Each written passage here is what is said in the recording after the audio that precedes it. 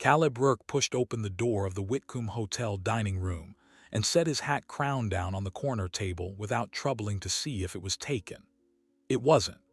The place was three-quarters full with railmen and traveling drummers and a homestead family down from the ridge for market day, and the smell coming through from the kitchen was of something baked with cinnamon that a man couldn't easily ignore. Marta Whitcomb came out from behind the counter wiping her hands on her apron and asked what he was after. "Whatever's in the oven," Caleb said. She told him it was pie, apple, last of the fall picking, and that supper was chicken and dumplings if he'd rather. He'd rather the pie. She looked at him the way a woman looks at a grown man who orders pie for supper, then turned back to fetch it without comment. The girl who brought it out was one he had seen about town without ever putting a name to. She came from the kitchen with the plate held level in front of her, set it down, and turned to go without meeting his eyes. "Hold on a moment," Caleb said. She stopped, hands folded in front of her apron the way a woman folds her hands when she isn't sure whether she's about to be corrected. He cut into the pie with the edge of his fork and ate a piece of it there in his chair without troubling to lean back. "That's the best apple pie I've had in 10 years, he said, and meant it. The girl looked somewhere past his shoulder, toward the kitchen door or the wall behind it. "Glad it pleases you, sir," she said, and went back the way she'd come. Something in the set of her shoulders as she walked away was closer to a person waiting to be scolded than to a person who'd just been paid a compliment. Caleb watched her go and did not know what he had just seen.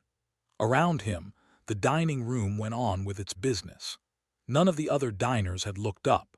Whatever had passed between him and the girl had passed only between the two of them, and she had carried most of it back into the kitchen with her.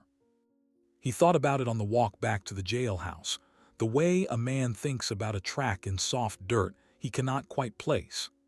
Caleb was 31 and had been sheriff of Alder Creek 4 years, appointed after the old sheriff took a bullet in the hip and retired to his sister's farm 2 counties over. The town had grown around him in the meantime: a second hotel, a new bank, a livery big enough for the freight trade, and he had grown into the badge the way a man grows into a coat cut a size too large. He kept a small house on the west end of town, 2 rooms and a lean-to kitchen, and had lived alone in it since the widow he had rented from moved east to be near her grandchildren. He had been engaged once, 5 years back, to a girl who left him a note on the kitchen table and gone off with a cattle buyer to Kansas City. Since then he had not gone looking for reasons to feel the lack of anything. Her name, he learned the next morning by asking Marta over coffee at the counter, was Selah Prine.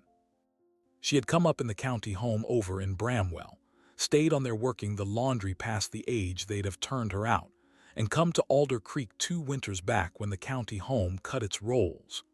Marta had taken her on for kitchen work and had her doing rooms and washing besides, and said she was the steadiest hand she'd had in the 10 years of running the hotel. "She's a quiet one," Marta said. "Doesn't take much notice of folk, and folk mostly don't take much notice of her back." She poured Caleb a second cup he hadn't asked for and said no more on the matter.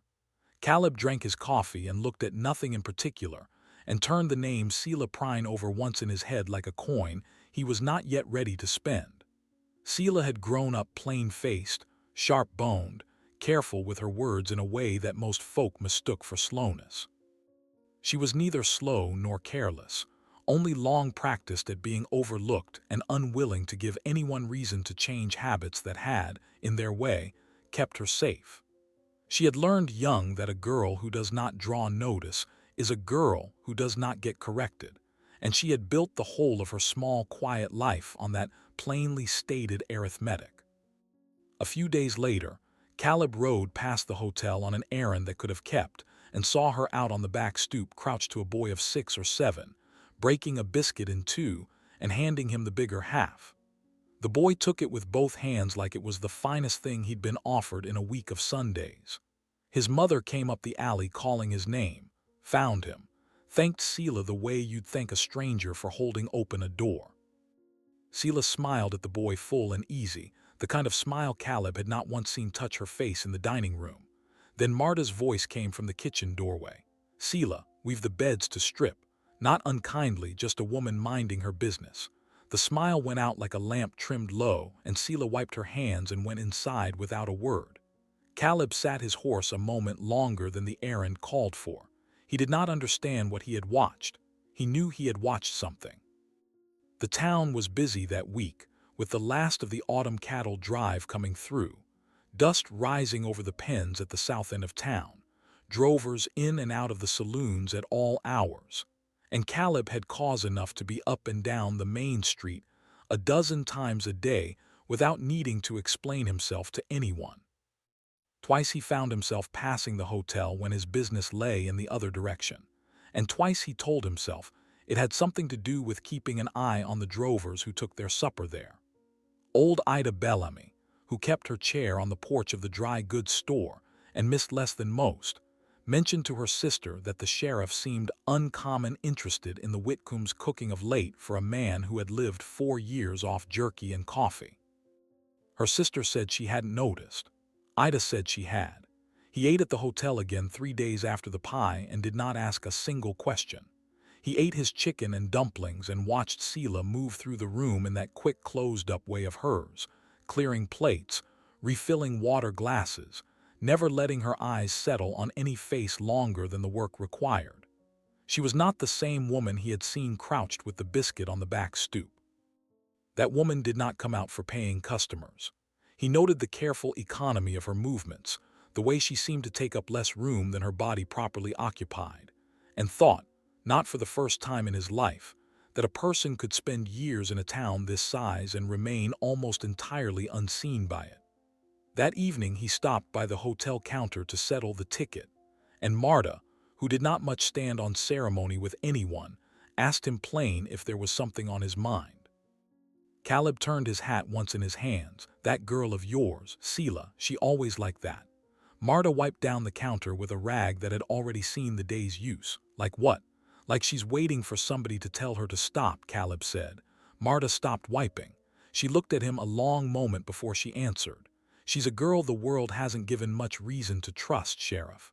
Home didn't raise her cruel exactly, just raised her small. Told her to keep quiet and keep working and not to expect much beyond that. She took to it." He nodded slowly. She looked past his shoulder toward the kitchen door. "Children she goes soft for. Grown folk she keeps at arm's length. Never seen her cross with a child in the 2 years she's been under my roof." He thanked her and left the coins on the counter and walked back to the jailhouse in the last of the light, thinking about small rooms and small expectations, and how a person came to build a life inside them. The Harvest Social was 2 Saturdays off, held every year in the back lot of the feed store with lanterns strung between the posts and a fiddler come down from Redwater and long tables of food set out by the church women. And Caleb had gone to it every year of his tenure as sheriff for the same reason he did most things in Alder Creek, because it was expected of him.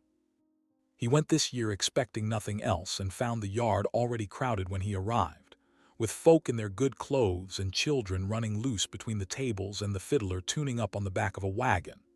Marta had a table set aside for the hotel's contribution, and Seela was working it in her plain gray dress with her hair pinned up under a clean white kerchief, cutting slices of pie and setting them on plates for anyone who came by.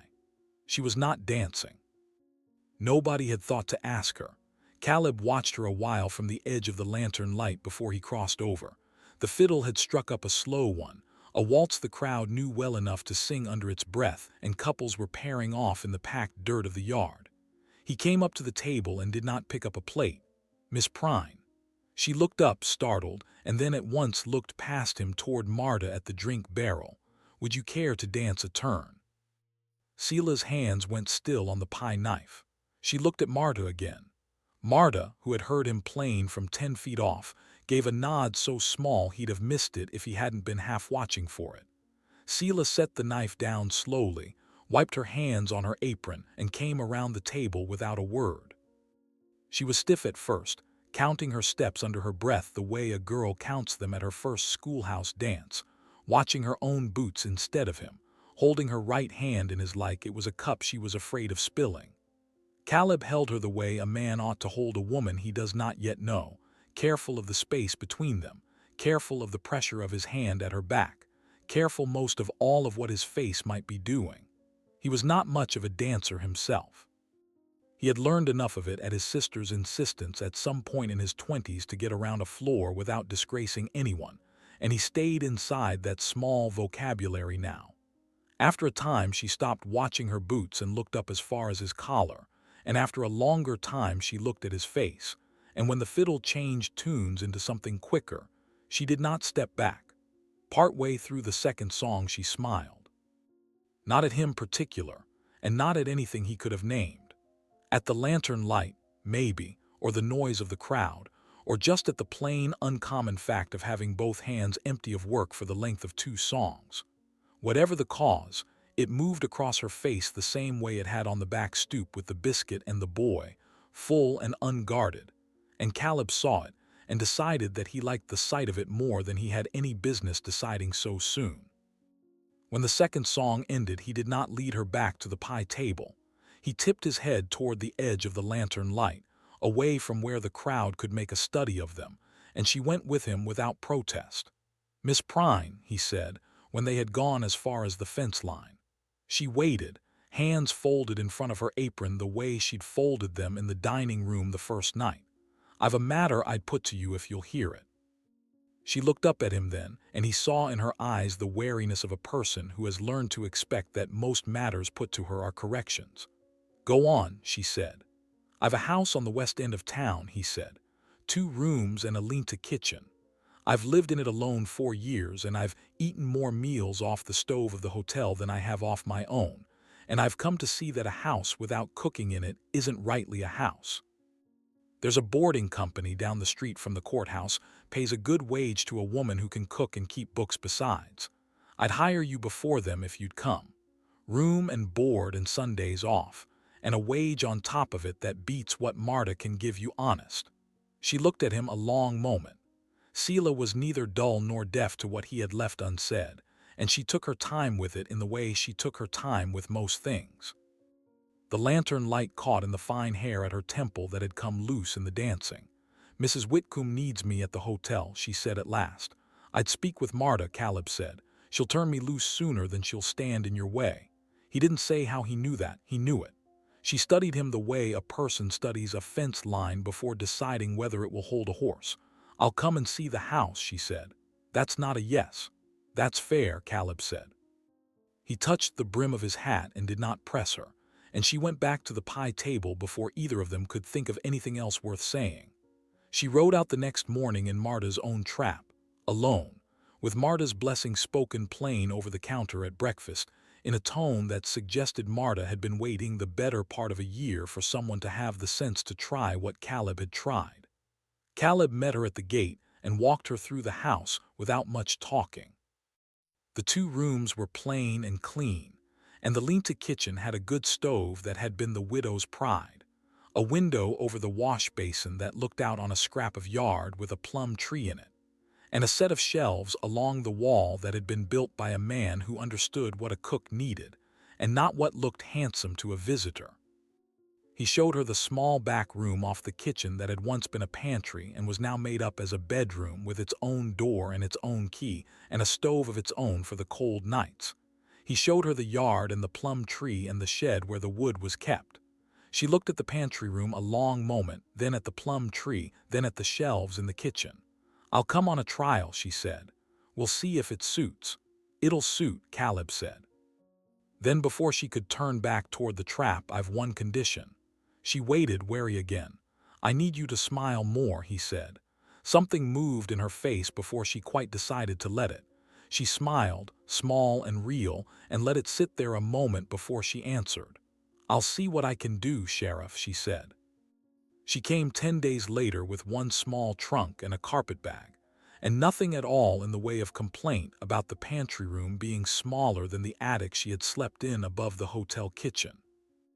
It was the first room she'd had in the whole of her life that locked from the inside with a key that was hers by right, and she turned the key once in the lock the first night after Caleb had gone off to bed just to hear the sound of it, and took a private satisfaction in the fact that she never spoke of to anyone.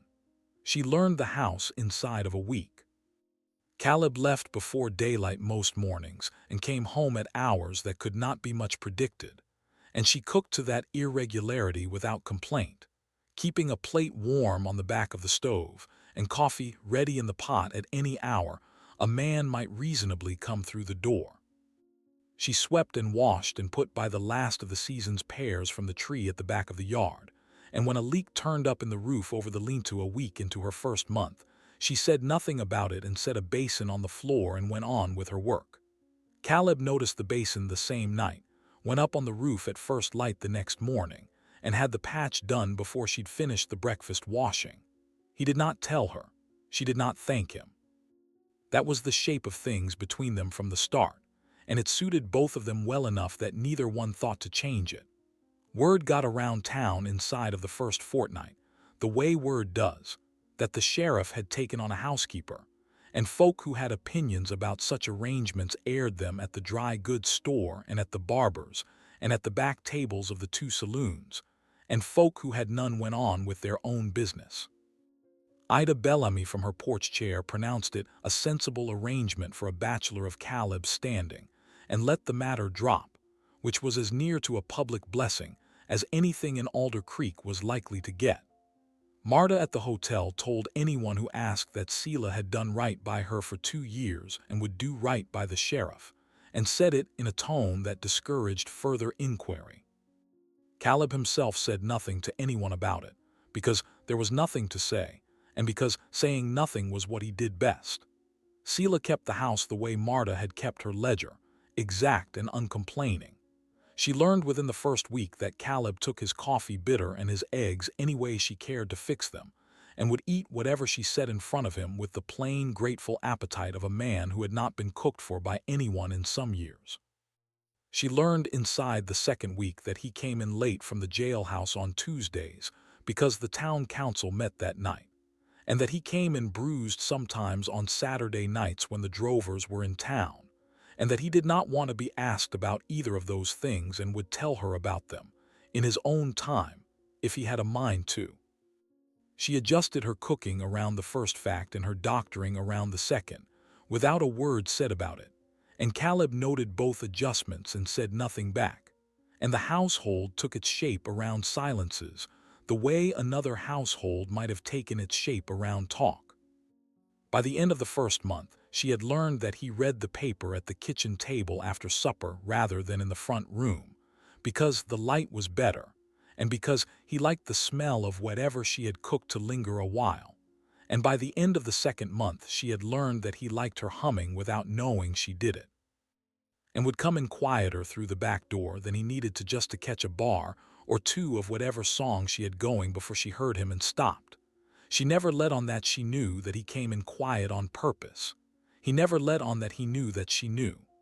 They went on that way, both of them, keeping the small unspoken kindnesses of the house between them like a pair of dogs, each keeping guard over a bone they had agreed not to fight over. The plum tree in the yard gave up the last of its fruit in the second week of October, and Selah put by 12 jars of preserves and set them on the shelf in the pantry room next to her narrow bed, where the low autumn sun came through the small window and lit them all up amber at a certain hour of the afternoon. She stood in the doorway of the pantry room the first afternoon she noticed it, and looked at those 12 jars catching the light like they were something more than what they were, and she did not know why the sight of them made her throat close up the way it did.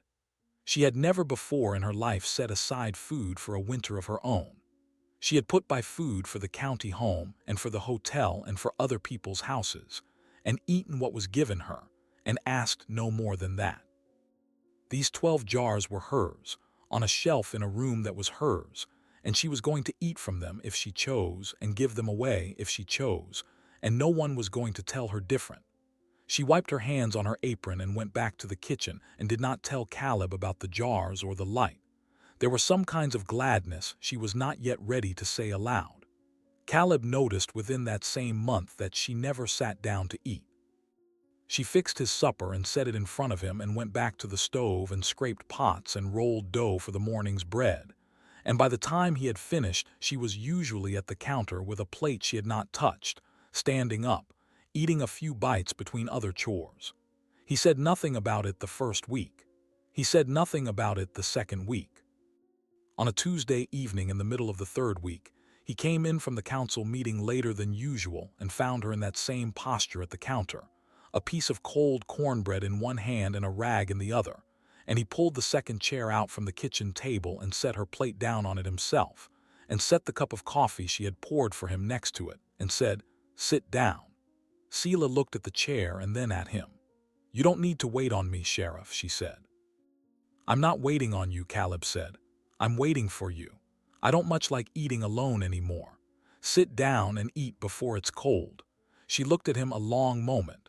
She looked at the second chair, which had stood empty at that table since the widow's day and had, so far as she knew, never once been used for its proper purpose in the whole of Caleb's tenancy. She untied her apron and hung it on the peg by the stove and sat down across from him, folding her hands in her lap for a beat before she picked up her fork. They ate in the quiet of the kitchen with the paper folded between them on the table and the lamp burning low, and neither of them made anything of it. After that night, it kept happening, most evenings, without either of them suggesting it again. The house took its shape around the habit, the way a path takes its shape from repeated walking. He came in from the jailhouse and washed his hands at the basin and set 2 plates on the table himself, and she did not object.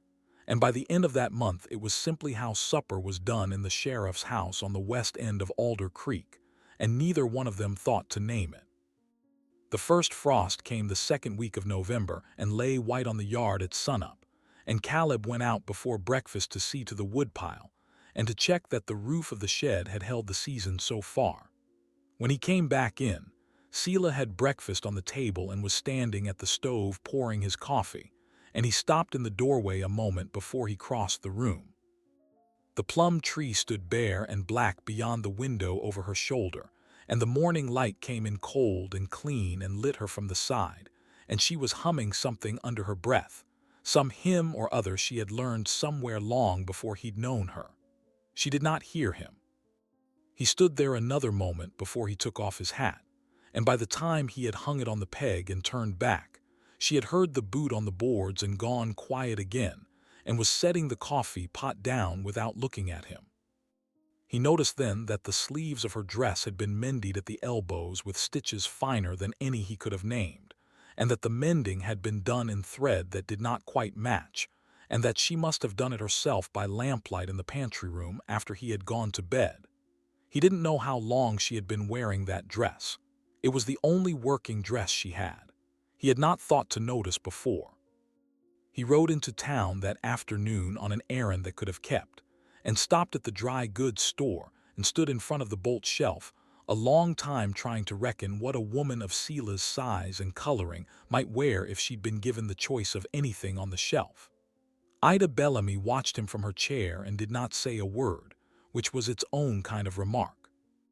In the end he asked the storekeeper's wife for her opinion, and left with 3 yards of a plain gray wool and 2 of a dark blue calico with small white flowers scattered on it, wrapped up in brown paper and tied with string, and rode back with them tied to his saddle. He set the parcel on the kitchen table before supper, and did not sit down until she had come in from the pantry. "I was in at the dry goods," he said. "Storekeeper's wife made me take these.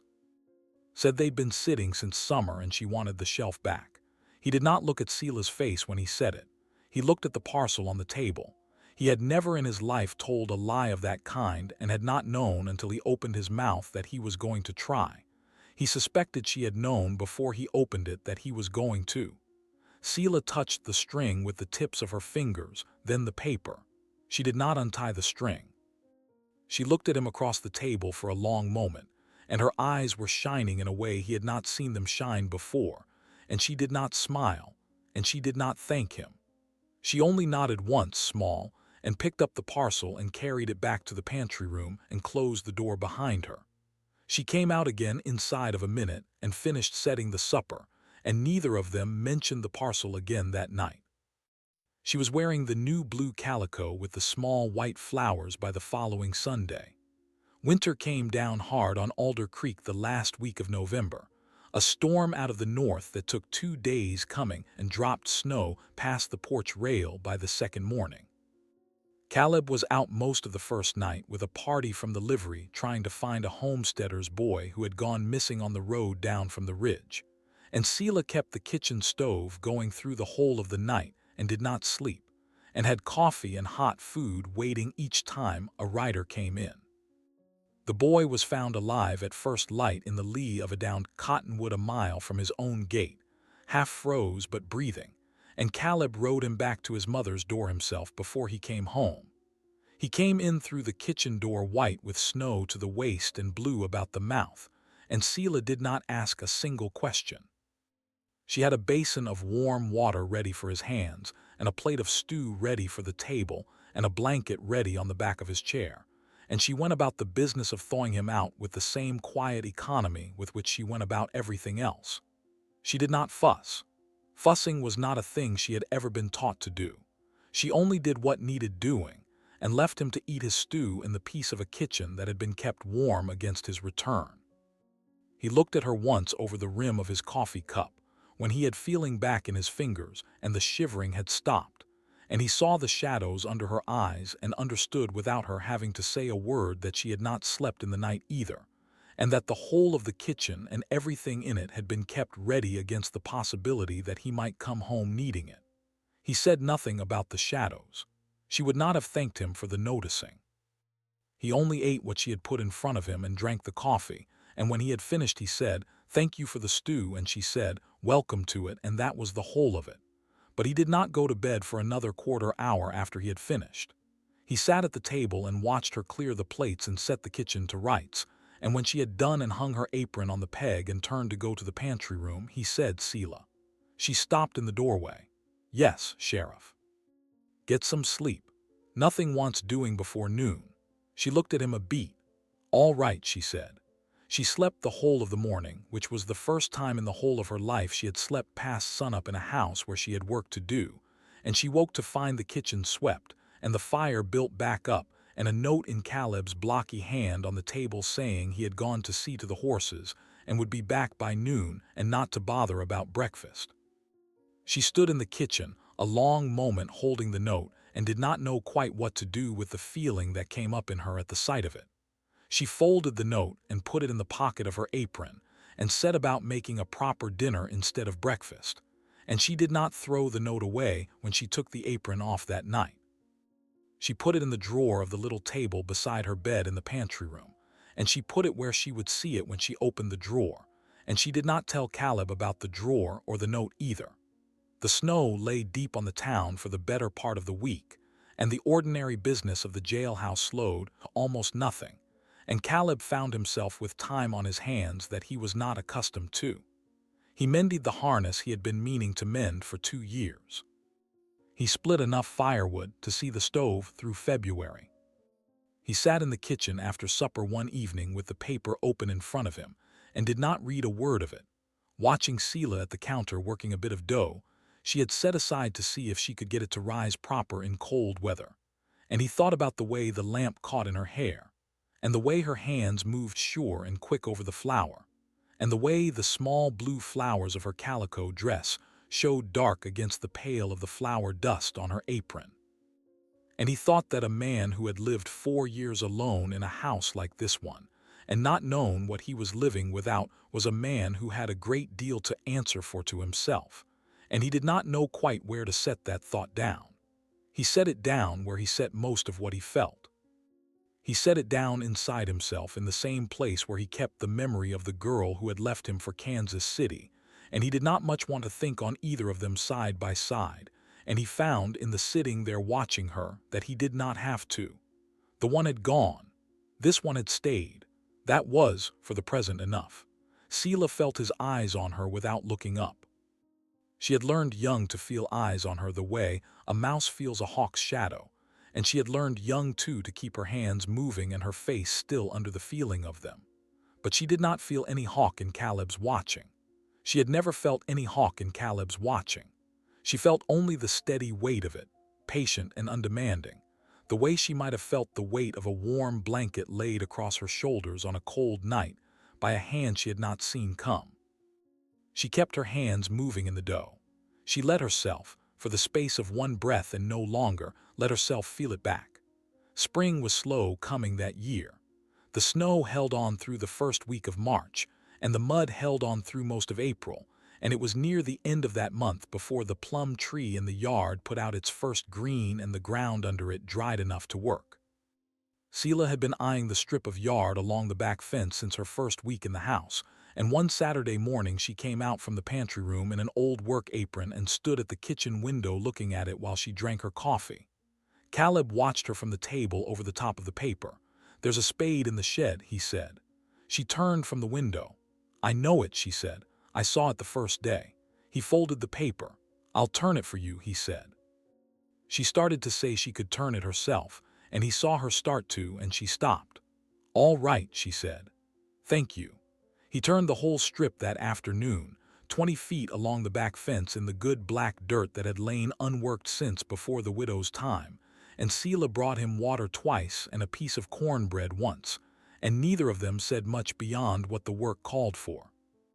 She put in the seed the next week, herbs at the near end, greens and beans and squash beyond, and she stood at the kitchen window in the evenings looking out at the turned earth as if it were something more remarkable than turned earth ordinarily was. It was hers. She had not had a piece of ground of her own before. She did not know how to say it, and did not try. Caleb came in one evening in early May to find her sitting on the back step in the last of the light with a cup of coffee in her hand, and the garden coming up in the first small green rows in front of her, and he sat down on the step beside her without asking, the way he had started doing most evenings when the weather allowed. He did not say anything for a while. Neither did she. A meadowlark somewhere out past the shed was working through the last of its evening song, and the light was going soft over the fence line, and Caleb thought that he had lived in this house 4 years and never once sat on this step in the evening and looked at this yard, and that he could not now think of a single reason he had not. The plum tree was in full leaf. The garden was coming up. Selah was beside him with her cup of coffee and the sleeves of her calico dress pushed up to her elbows and a smudge of dirt on her wrist that she had not yet noticed. He thought about mentioning the dirt and did not. He liked it where it was. She spoke first after a long while. "My mother kept a garden," she said, "or so I was told. I don't recall her. Only what the sisters at the home told me later. She had a hand for it, they said. That's most of what I know of her." Caleb did not answer for a moment. He was careful. She had never before offered him a single thing of her early life, and he understood sitting there that what she was offering was small and precious and would not be offered twice if he mishandled it. "What became of her?" he said. "Fever," Selah said, "when I was 2. My father the same, 6 months on. There was no one to take me. I went to the home at Bramwell." She said it plain, the way she said most things. It was not a request for sympathy. She did not want any.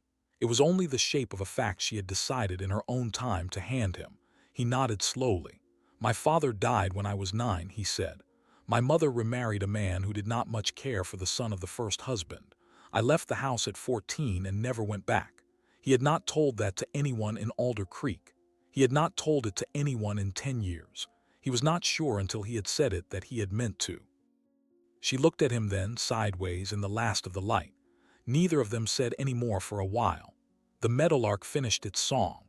The light went out of the yard by slow degrees. She reached down at some point and pulled a weed from the edge of the step where it had come up through the boards and turned it in her fingers and dropped it. She did not look at him again for a time.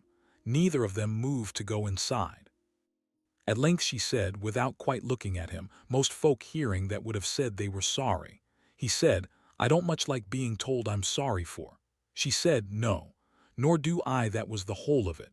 They sat there another quarter hour before she rose and went inside to see to the supper. Caleb sat on a while after she had gone in, watching the last of the light. He did not know quite what to name the thing that had happened between them on that step, and he did not try to name it. He only knew it had happened, and that some quiet fence line between them had shifted a foot or two, and that neither one of them was going to make any remark about the shifting. Some ground was better crossed without the crossing being spoken of. He had learned that much of women from the one who had left him for Kansas City. He had learned it plainer, sitting there on the step, from the one who had stayed. He got up after a while and went inside to help her with the plates.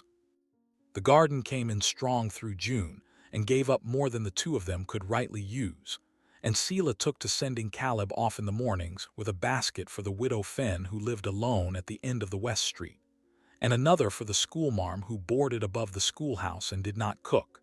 And Caleb carried the baskets without remark and set them on the porches of the women who needed them, and neither of the women mentioned to him where the vegetables came from, because they knew, and neither did he.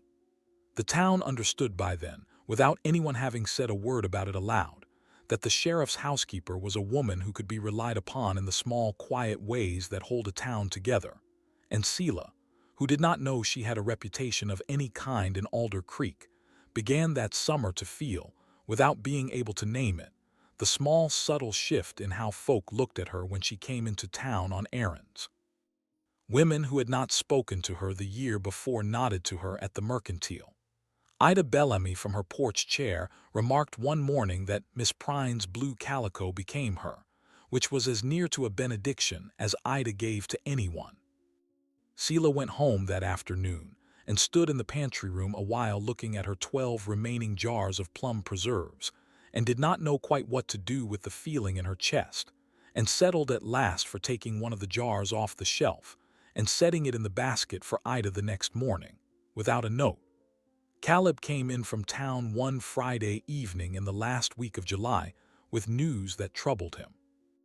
The freight office had put up a notice that a woman had come through on the stage from Cheyenne asking after him by name, and had been directed to the hotel, and had taken a room there, and had not yet come to the jailhouse. The freight clerk, who was a friend of Caleb's from the war years, had thought Caleb ought to know. Caleb sat down at the kitchen table without taking off his hat, which he had not once done before in the whole of Selah's tenure in the house, and Selah, at the stove, saw it and did not ask. She set his coffee down at his elbow and went back to the stove and gave him the length of 2 songs worth of quiet before she said, without turning, "Is it bad news, Sheriff?" "I don't yet know," Caleb said. He was quiet a moment. "There's a woman come through on the stage today asking after me." He did not say more than that. Selah did not turn from the stove. She did not need to. She had lived in the house 8 months and had heard, in scraps over that time, enough of the story of the girl who had gone to Kansas City to put together the shape of it, though Caleb himself had never told her any of it directly. It was Marta, at the hotel, in an unguarded moment over Christmas, who had told her the rest. Selah stirred the pot on the stove twice and set the spoon down. "Will you go and see her?" she said. Caleb took off his hat then and set it on the table. "I don't know that either," he said. "I suppose I ought." She turned from the stove at last and looked at him. Her face was as still as she had ever made it, which was very still indeed. "Yes," she said, "you ought. If there's a matter she's come to speak to you about, it wants speaking to." She said it plain. She was not a woman given to standing between a man and his own business. He looked at her a long moment. "All right," he said. Then, quieter, "Will you sit down? Supper's near ready and I've a mind to eat it with you." She sat down. They ate in the quiet of the kitchen, and neither of them said any more about the woman at the hotel. And after supper, Selah cleared the plates and Caleb went to his own room earlier than usual and shut the door. And Selah stood in the middle of the kitchen a long moment with her hands on the back of her own chair, looking at nothing, and then went to the pantry room and lay down in her calico dress without troubling to change out of it, and did not sleep for a long while. She knew what she was. She had known it since she was old enough to look in a piece of polished tin at her own face at the county home. She was a plain woman with a plain face and a plain name, and no family and no dowry and no history worth speaking of. And what she had built here in Caleb's kitchen was so small and so quiet a thing that any small, quiet thing might undo it. She did not know what the woman on the stage looked like. She did not need to. She had already made up her mind, lying there in the pantry room, that if Caleb went to the hotel in the morning and did not come back to her, she would pack her trunk and go, and she would not stay to be told to. She did not cry. She had not cried since she was 7 years old at the county home over a matter she no longer remembered, and had made up her mind then that crying was not a thing she was going to do again, and had held to it. She only lay there in the dark with her hands folded on her chest, listening to the small, ordinary sounds of the house, and she made her arrangements inside herself the way a person makes arrangements for a journey they know they will have to take. She had come to this house with one trunk and a carpet bag. She could leave it the same way. There were 12 jars of plum preserves on the shelf beside her bed. She would leave those. They belonged to the house.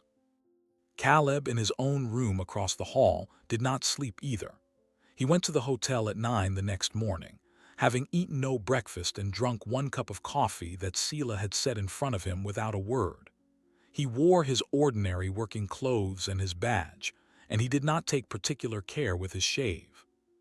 He walked the 3 blocks from the house to the hotel, and he thought, walking them, about the note that had been left on his kitchen table 5 years before, and about the years since, and about the small warm kitchen he had left behind him a quarter-hour ago. And he knew before he set foot on the porch of the hotel what he was going to say to the woman inside, and knew, too, that he had known it since the freight clerk had brought him the news the evening before, and that the whole of the night he had spent not sleeping had been spent not deciding but only preparing himself to say it plain. Her name was Cora Ainsley. She had been Cora Merritt when she left him. She was sitting in the parlor of the hotel in a traveling dress that had cost more than Selah's whole trunk, and her hair was arranged in a fashion Caleb did not recognize and could not have named, and she stood up when he came in and did not put out her hand. She had grown thinner in 5 years. There was a mark under her eye that had not been there when he had last seen her, faint, mostly powdered over, but there. Caleb did not comment on it.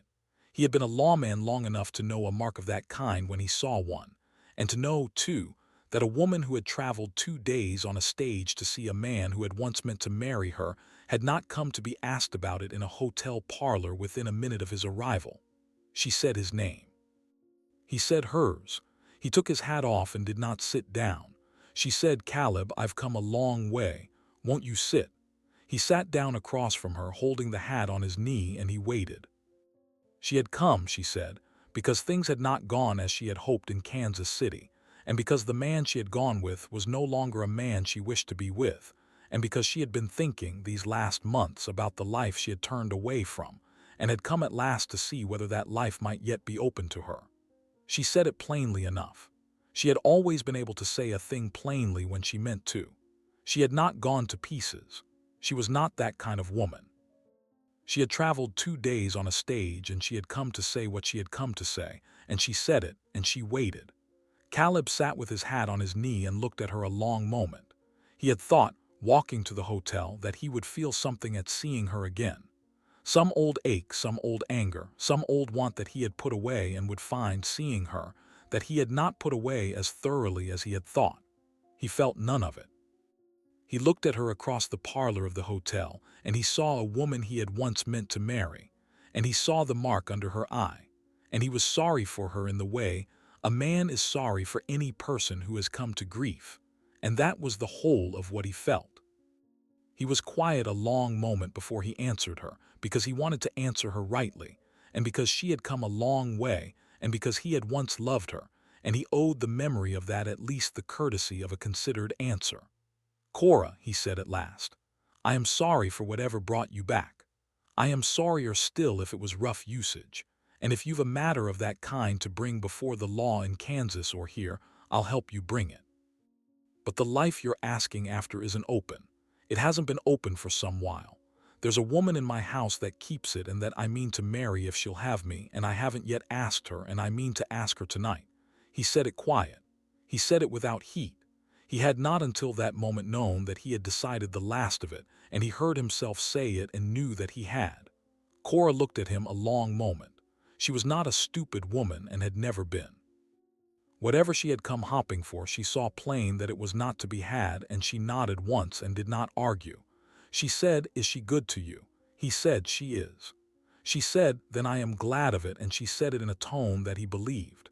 She said, "I'll not stay in town beyond the noon stage tomorrow. I'll not trouble you."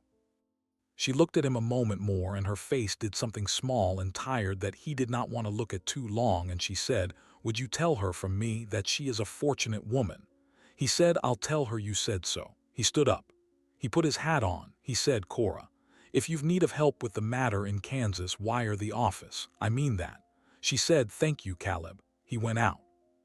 He walked back through the town in the middle of the morning, and he did not stop at the jailhouse. He walked the 3 blocks to the house, and he came in through the kitchen door. And Selah was at the counter working a batch of dough for the day's bread. And she did not turn around when he came in. And he saw that her back was straight and her hands were quick in the flour, and that she had not, so far as he could see, packed anything. She said, without turning, "Is she gone?" "She goes tomorrow," he said. "Selah, I've a matter to put to you. I meant to put it to you tonight after supper, and I find I haven't the patience for it. Turn around." She turned around. He said, "Marry me." She looked at him with her hands still in the flour and the flour on her wrists and the small blue flowers of her calico dress showing through the dust of it, and she said, "Yes." They were married the second Sunday of August, in the small clapboard church at the end of the main street, with Marta Whitcomb standing up with Selah in a dress the church women had made between them in a fortnight, and the deputy from the jailhouse standing up with Caleb, and the pews behind them fuller than either of them had expected.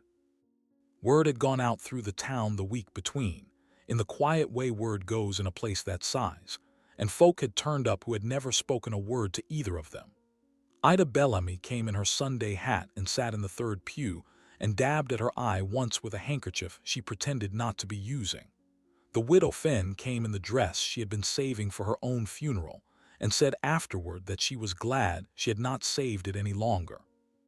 2 of the sisters from the county home at Bramwell came by wagon over 2 days of road to see Selah married, and stood at the back of the church in their plain gray, and Selah, walking up the aisle, saw them and did not go to pieces, though it cost her something not to. Caleb had asked her the week before whether she wanted a fuss made, and she had said no, and he had known, the way he had learned to know things about her, that no meant the smallest fuss she could bear without disappointing him, and he had arranged what he had arranged accordingly. She stood at the front of the church in her new dress with her hands folded and her face still and her eyes very bright, and she said her half of the words plain and without hesitation, and Caleb said his the same. And when the preacher said what the preacher was there to say, she did not smile the small, careful smile of the dining room, but the full, unguarded smile of the boarding house stoop, and half the town saw it, and none of them ever forgot it. They walked home together from the church in the middle of the afternoon, and the town let them go, and Caleb opened the kitchen door and let her go through first, and she stood in the middle of the kitchen in her wedding dress a long moment looking at the plum tree through the window over the sink. And then she turned and untied her sash and went into the pantry room and hung the dress on a peg with the care of a woman who has never had a thing that fine, and came out again in her blue calico and set about making the supper, because there was work to be done and she was not a woman who could sit idle while there was work. Caleb, in the doorway, watched her at the stove a moment and did not say anything. He had said what he had to say. He hung his hat on the peg by the door and went to help her with the plates. The children came in the years that followed, 3 of them, a boy first and then 2 girls, and the small house on the west end of the town filled up with the particular noise of a place that had been too quiet for too long and had at last stopped being so. Caleb added a room to the back of the house the summer the first girl was born, and another room the summer after the second, and the plum tree at the back of the yard went on giving up its fruit each fall, and Selah went on putting up preserves, and by the time the youngest was old enough to stand on a chair at the counter, there were more jars than the pantry room could hold, and Selah gave the extra away to any house in town that had a need of them, and did not think of it as anything but what a woman with a garden did. The oldest boy took after his father in his ways, quiet, exact, slow to speak and slow to take offense, and made a good deputy in his turn when he was old enough to wear the badge. The elder girl took after her mother in the kitchen and could bake a pie at 9 years old that a grown woman could not have improved on. The younger girl took after neither of them in any way anyone could name and grew up to be a schoolteacher, and married a rancher out past the ridge, and had children of her own who came to Alder Creek in the summers to eat their grandmother's cooking and to be told, by their grandfather, stories of the town as it had been before the second bank and the rail spur. 20 years on an evening in the late fall with the plum tree bare beyond the kitchen window and the children long since to homes of their own, Caleb and Selah sat at the same kitchen table they had sat at the first night she had eaten there in the second chair he had pulled out for her. The supper things were cleared. The lamp was low. The paper lay folded between them unread. Selah reached across the table and set her hand over his. "I never told you," she said. "Told me what?" She watched the lamp instead of him, that pie the first night. It wasn't meant for customers. Marta had put it aside for me. It was my supper. She let it sit there a moment. I went to bed hungry that night. Caleb was quiet a long moment. "Selah," he said at last, "you should have told me. I'd have eaten the chicken and dumplings." She smiled, the small, full, unguarded smile of a woman who has told, at last, a thing she has carried a long time. "That was the best pie I ever made," she said. Outside the window, the first slow flakes of the season's snow began to come down over the yard, over the plum tree and the garden gone to sleep for the winter, and the small path worn between the kitchen door and the shed by 20 years of quiet walking. Neither of them moved to get up. There was no hurry. The house was warm. There was nowhere else either of them needed to be.